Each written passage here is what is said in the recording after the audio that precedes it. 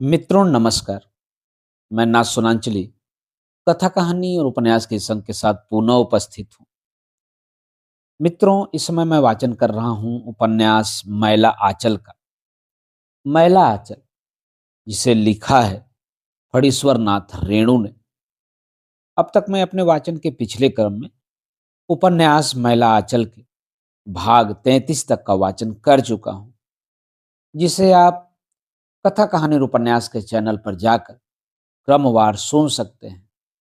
आज लीजिए सुनिए उपन्यास मैला आंचल के भाग 34 का वाचन मेरे अर्थात नाथ सोनांचली के स्वर में। फुलिया पुरैनिया टीसन से आई है। एकदम बदल गई है फुलिया। साड़ी पहनने का ढंग, बोलने बतियाने का ढंग, सब कुछ बदल गया है।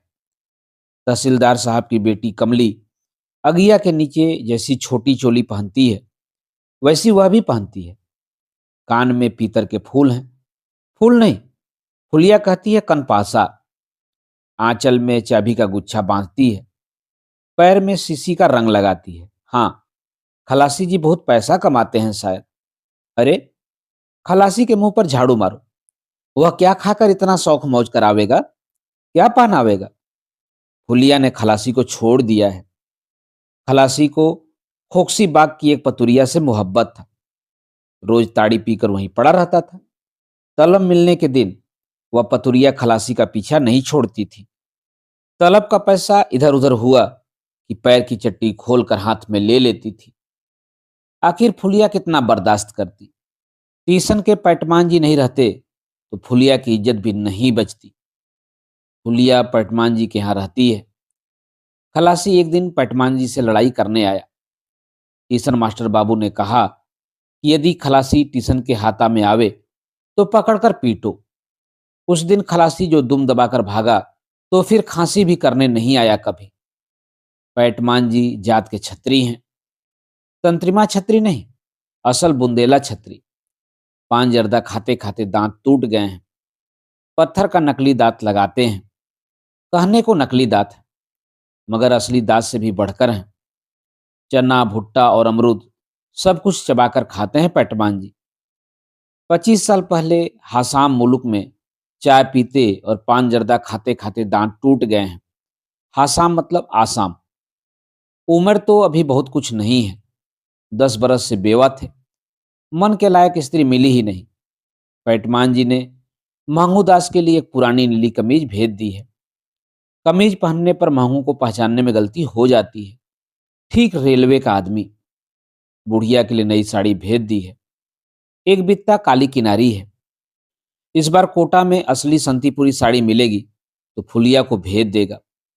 फुलिया कहती है इस बार माँ को भी साथ ले जाएगी। फुलिया का भाग। रमपियरिया की माँ कहती है रमिया भी अब बिहाने के जोग हो गई। बिना बाप की बेटी है। जब से तुम ससुराल हो गई हो रोज एक बार तुम्हारा जिक्र करती है रमिया। फुलिया दीदी कब आवेगी? इस बार फुलिया दीदी आवेगी तो साथ में मैं भी जाऊंगी। यदि उधर कोई बर नजर में आए तो रमिया को भी अपने साथ ले जाओ फूलो बेटी।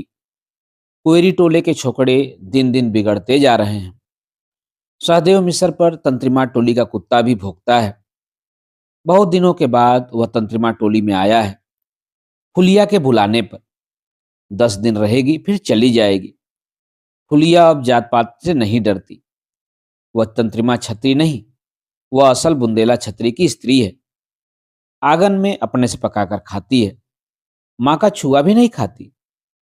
वह तो मेहमान होकर आई है। उसके जी में जो आवे वह करेगी।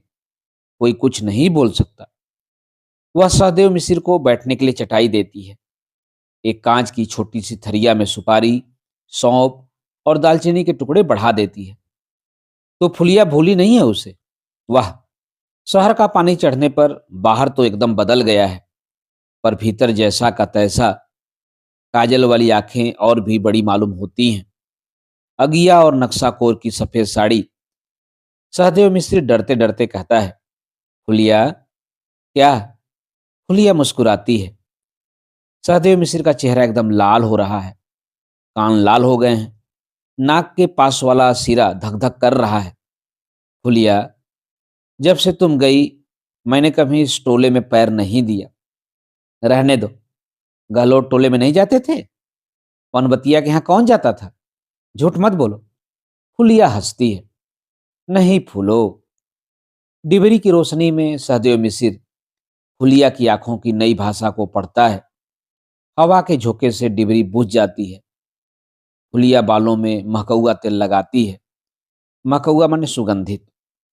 अगिया के नीचे वाली छोटी चोली में रबड़ लगा रहता है शायद।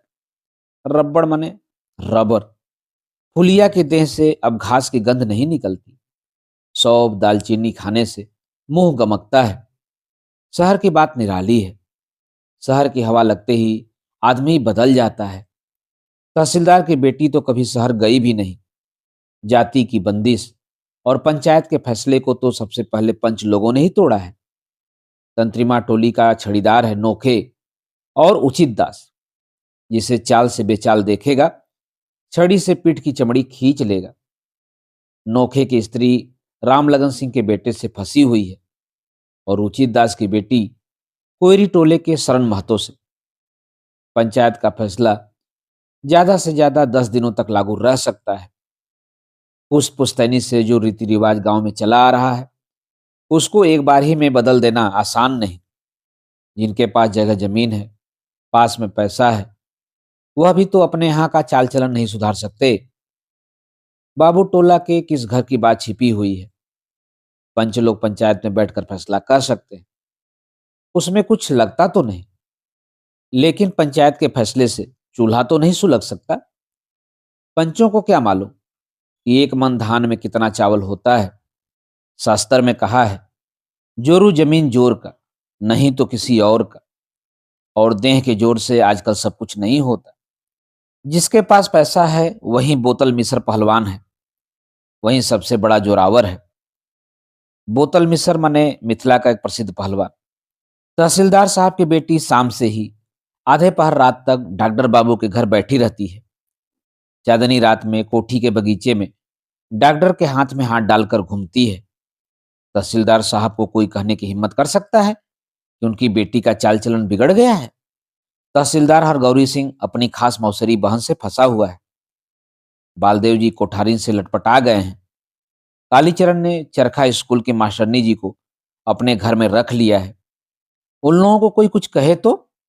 जितना कानून और पंचायत है सब गरीबों के लिए ही है। हो जमीन के लिए गांव में नई दलबंदी हुई। जिन लोगों की जमीन नीलाम हुई है, दरखास्तें खारिज हुई, वे एक तरफ हैं। जिन्होंने नई बंदोबस्ती ली है अथवा जमींदार से माफी मांग ली है, सुपुर्दी लिख कर दे दी है, या जो जमीन बंदोबस्त लेना चाहते हैं, वे दूसरी तरफ हैं। गरीबों और मजदूरों के टोला पर भी इसका प्रभाव पड़ता है। खिलावन के हलवाहों को कालीचरण ने हल जोतने से मना कर दिया है। तहसीलदार हरगौरी सिंह का नाई धोबी और मोची बंद करने के लिए कालीचरण घर घर घूमकर भाखन देता है। गांव से सारे पुराने बांध टूट गए हैं, मानो बाढ़ का नया पानी आया हो। गरीबों और मजदूरों की आंखें कालीचरण ने खोल दी है। सैकड़ों बीघे जमीन वाले किसानों के पास पैसे हैं। पैसे से गरीबों को खरीदकर गरीबों के गले पर गरीबों के जरिए ही छुरी चलाते हैं। होशियार, जिन लोगों ने नई बंदोबस्ती ली है वे गरीबों की रोटी मारने वाले हैं। कालीचरण ने चमार टोली में भात खा लिया। जात क्या है? जात दो ही है, एक गरीब और दूसरी अमीर। खिलावन को देखा, यादवों की ही जमीन हड़प रहा है। देख लो आंख खोलकर, गांव में सिर्फ दो जात है, अमीर गरीब। तहसीलदार हरगौरी सिंह काली टोपी वाले नौजवानों से कहते हैं, इस बार मोर्चे पर जाना पड़ेगा। हिंदू राज कायम करने के लिए पहले गांव में ही लोहा लेना पड़ेगा। संयोजक जी आजकल महीने में 2 बार घर मनी आर्डर भेजते हैं। संयोजक जी जो कहेंगे उसे काली टोपी वाले नौजवान प्राण रहते नहीं काट सकते। आग और पानी में कूद सकते हैं। इसी को कहते हैं अनुशासन। बावन दास जिला कांग्रेस के नेताओं को खबर देने गया है। गांव में जुलूस हो रहा है। मित्रों, अभी आप सुन रहे थे उपन्यास मैला आंचल के भाग 34 का वाचन मेरे अर्थात ना सुनांचली के स्वर। मित्रों, अब लीजिए सुनिए उपन्यास महिला आंचल के भाग 35 का वाचन मेरे अर्थात ना सोनांचली के स्वर में। तहसीलदार विश्वनाथ प्रसाद के सामने विकट समस्या उपस्थित है। नई बंदोबस्ती वाले किसान रोज उनके यहाँ जाते हैं। मामला मुकदमा उठने पर विश्वनाथ प्रसाद की गवाही की जरूरत होगी। बेजमीन लोग अपनी पार्टी बंदी कर रहे हैं।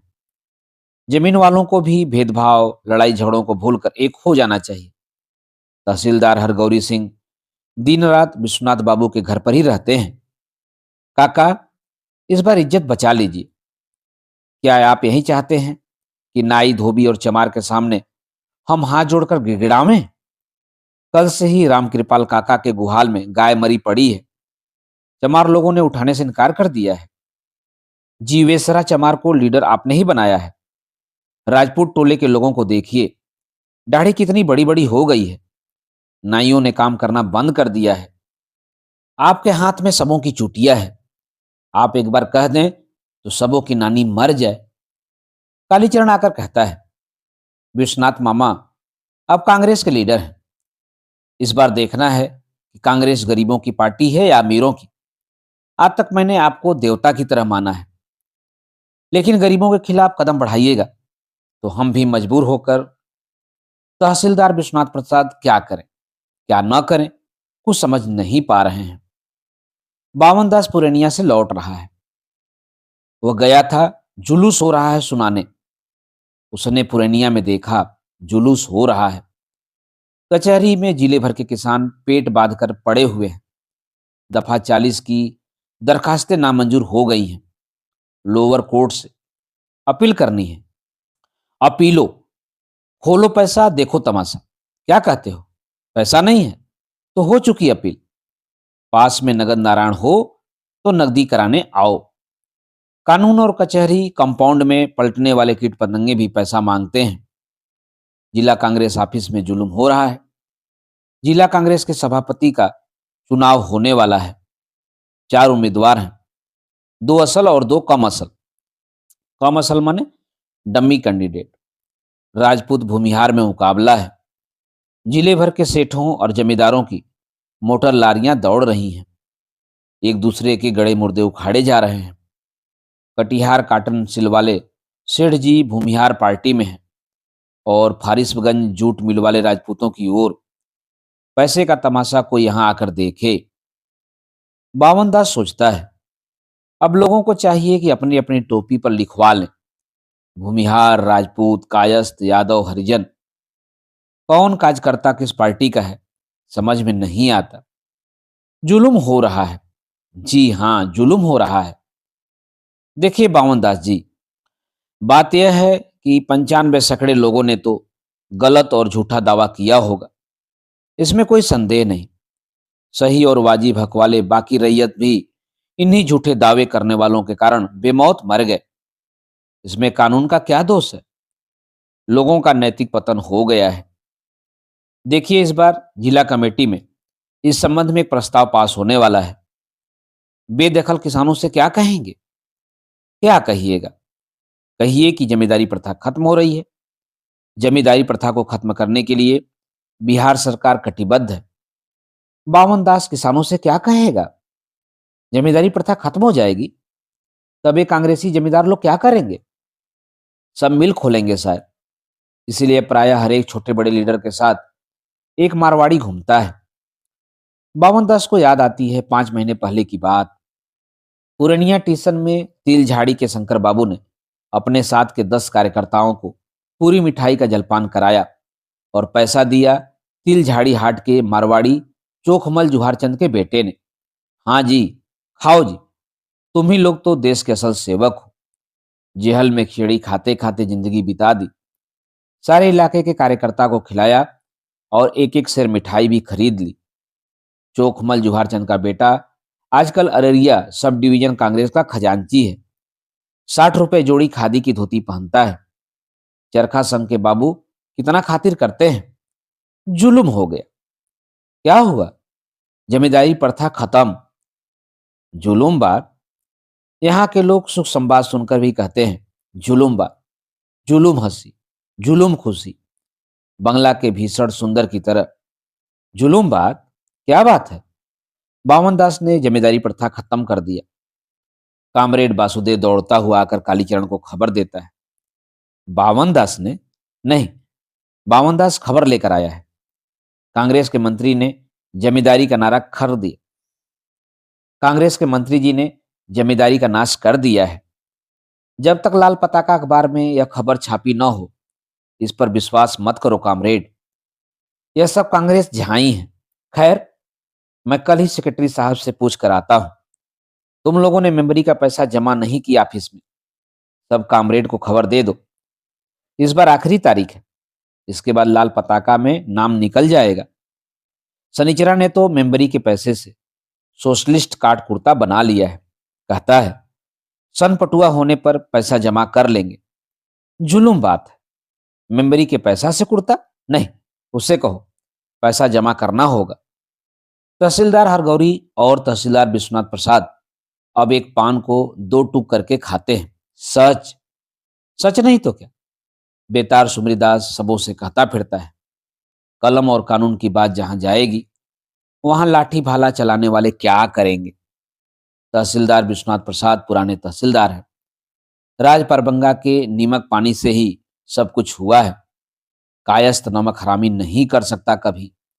कांग्रेसी हुए तो क्या अपने पैसे को भूल जाएंगे? संथाल टोली में मादल बज रहा है।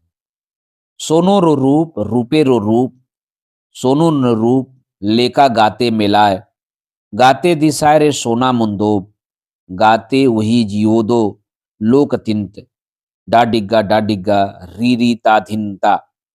सोने और चांदी के बीच मेरे प्रियतम का रूप सोने की तरह है। सोने की अंगूठी को देखकर अपने प्रियतम की याद आती है। संथाल परगना के आदिवासी संथालों को सोने की झलक लगी है या नहीं, कौन जाने। लेकिन यहाँ के संथाल सोने और चांदी में क्या फर्क है जानते हैं। जमींदारी प्रथा खत्म हो गई। अब जमींदार जमीन से बेदखल नहीं कर सकता। हमने उन्हें जमीन से बेदखल कर दिया। जो जोतेगा जमीन उसकी है। जो जितना जो सको, जिसकी जमीन मिले जोतो, बो काटो। अब बांटने का भी झंझट नहीं। धरती माता का प्यार झूठा नहीं। फिर खेतों में जिंदगी झूमेगी। आषाढ़ के बादल बजा रहे हैं मादल। बिजली नाच रही है, तुम भी नाचो, नाचो रे। मादल बजाओ जोर जोर से। पंचाय का नशा आज नहीं उतरेगा। पंचाय मतलब संथालों के घर में बनी हुई शराब। जब तक पूर्णिमा का चांद नहीं डूब जाए, घने बादलों में नाचना बंद नहीं होगा। चांदनी की तरह प्रियतमा की मुस्कुराहट, बांसुरी सी मीठी बोली तीर की तरह दिल पर घाव करती है। मेरे कलेजे के फूलों से भरा हुआ सिर रख दो, दा डिग्गा रिंग रिंग ताधिन।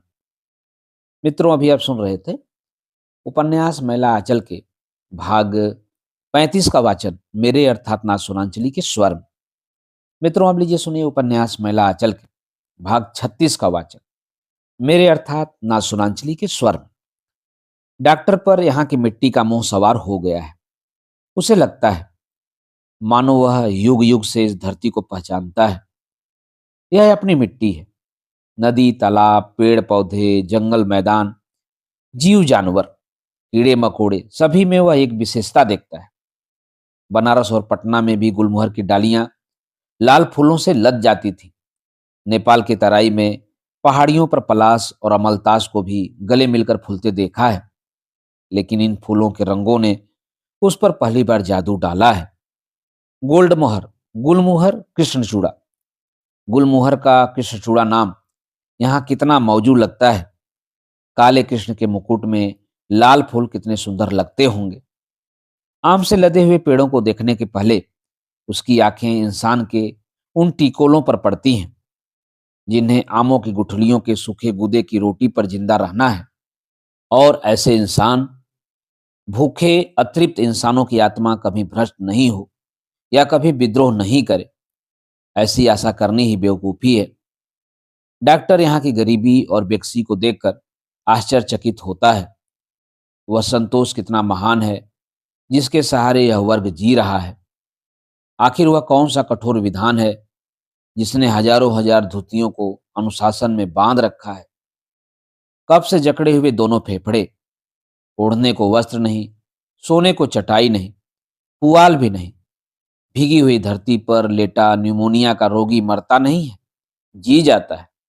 कैसे? यहाँ विटामिनों की किस्में, उनके अलग अलग गुण और आवश्यकता पर लंबी और चौड़ी फहरिस्त बनाकर बंटवाने वालों की बुद्धि पर तरस खाने से क्या फायदा। मच्छरों की तस्वीरें, इससे बचने के उपायों को पोस्टरों पर चित्रित करके अथवा मैजिक लालटेन से तस्वीरें दिखाकर मलेरिया की विभीषिका को रोकने वाले किस देश के लोग थे। यहाँ तो उन मच्छरों की तस्वीरें देखते ही लोग कहते हैं। पुरैनिया जिला को लोग मच्छर के लिए बेकार बदनाम करते हैं। देखिए पश्चिम का मच्छर कितना बड़ा है, एक हाथ लंबा दें। डीडीटी और मसहरी की बात तो बहुत बड़ी हुई। देह में कड़वा तेल लगाना भी स्वर्गीय भोग विलास में गण्य है।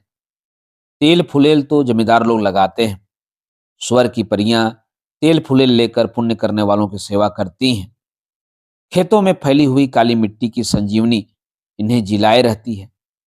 सस्य श्यामला सुजला सुफला इनकी मां नहीं। अब तो शायद धरती पर पैर रखने का भी अधिकार नहीं रहेगा। कानून बनने से पहले ही कानून को बेकार करने के तरीके गढ़ लिए जाते हैं। सुई के छेद से हाथी निकाल लेने की बुद्धि ही आज सही बुद्धि है। और लोग तो बकवास करते हैं। बुद्धि विभ्रम रोग से पीड़ित है। जिसके पास हजारों बीघे जमीन है, वह 5 बीघे जमीन की भूख से छटपटा रहा है। बेजमीन आदमी आदमी नहीं, वह तो जानवर है।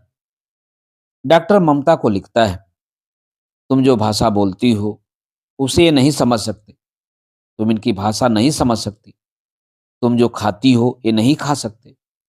तुम जो पहनती हो ये नहीं पहन सकते।